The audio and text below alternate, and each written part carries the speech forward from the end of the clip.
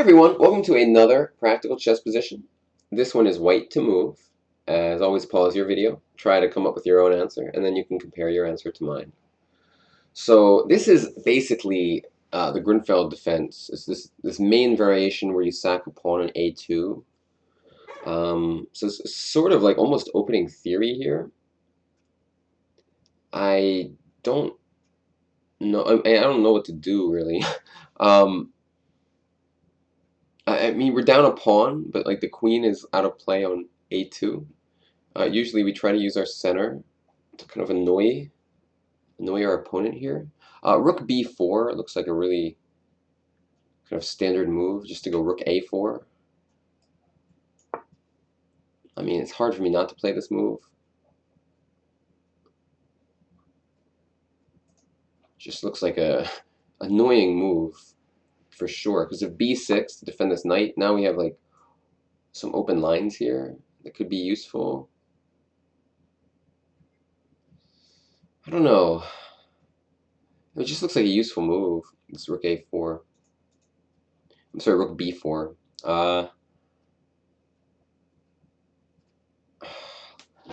Wait, what else are we gonna do, right? Like rook b4, b6. I'm not so sure what to do next is the problem. E5 just doesn't seem so great. He can always take, and if d6, he can even take and sack the exchange. This should be fine. He got so many pawns, but I'm sure he has other moves too there. Rook b4, b6, like rook a4. He can go like queen b3, which looks okay. I don't know. I still want to go rook b4 though. It looks like the right first move.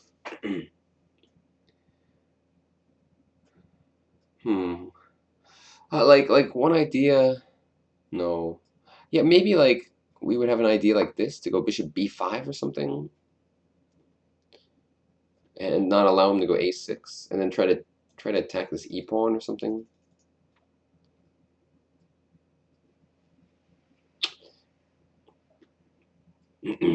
Because like if bishop e2 right away, a6, and then if rook b4, b5, kind of stops rook to a5. Rook to a4, sorry. I'm just going to go rook b4 with the threat of rook a4. It just looks like the right move to me. We'll see if I'm right. Find out in a moment. Kramnik versus Svidler. Oh man, I was wrong. It says e5. What? I'm so confused. Take d6. What? If bishop takes rook a1, what the hell is this? It's queen c7 if he takes it. I'm just confused. Like, what if we take with the pawn, for example? Bishop to d5, followed by some attack on f7. I'm gonna put this in Houdini real quick. Hey, Houdini likes my move.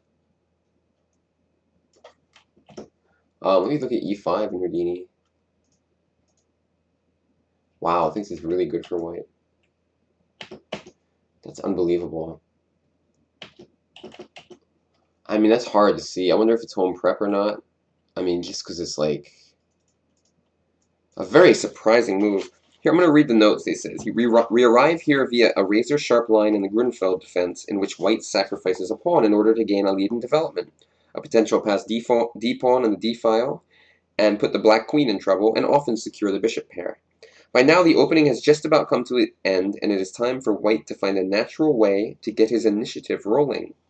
For if black is given the time, he will consolidate his extra pawn, improve his coordination, and maybe even win the game. The main problem for white is that the f1 rook and f3 bishop have little scope. The solution to this problem then is to try to push the d-pawn with a pawn sacrifice. I mean, it's amazing that this is just supposedly very good for white. According to Houdini, it's just jumping out of its seat with this move. I'm sure this was some kind of home preparation, though. And yeah, like that. What? Wow, so like this is interesting. Excuse me. after bishop d5, which for some reason Aagaard didn't even think it was useful to mention this idea. Because black's up 3 freaking pawns right now. Bishop d2 is the only winning move somehow. Everything else is fine for black, according to Houdini. But bishop d2 crushes because of bishop b4. I don't know. I don't find that so obvious that it doesn't deserve a note. But alright. Because black's up 3 freaking pawns. Yeah, and if rook b4, let me just check what they think. So b6. I was thinking bishop e2. Houdini likes bishop e2 also. But for the most part, it thinks black's okay after queen a3. And like if rook b1 or something, queen to d6. Oh, also the queen's defending the pawn now, so it says rook e to c8. So basically, it thinks black is okay here. Whereas after e5, white actually has a very strange advantage. We're just sacking pawns to get this bishop into the game. And black's queen is messed up. It's like very hard for black to deal with it. And like we just saw, if bishop takes pawn, rook a1 is winning that knight on a5. If e6, d7, and if pawn takes, bishop d5. So very wild idea. It's like not very obvious to me. I'm impressed with Kramnik. This is Kramnik versus Svidler, by the way. Cool. That's a tough one. I'm definitely going to I'll show that to some students sometime, I'm sure, because it's just like I just didn't consider it at all. It didn't seem necessary, but it turns out that giving up these pawns just to improve one piece made a big difference here. Once this bishop comes into the game, black starts to get in big trouble. So thanks everyone for watching, and I will see you tomorrow. Bye-bye.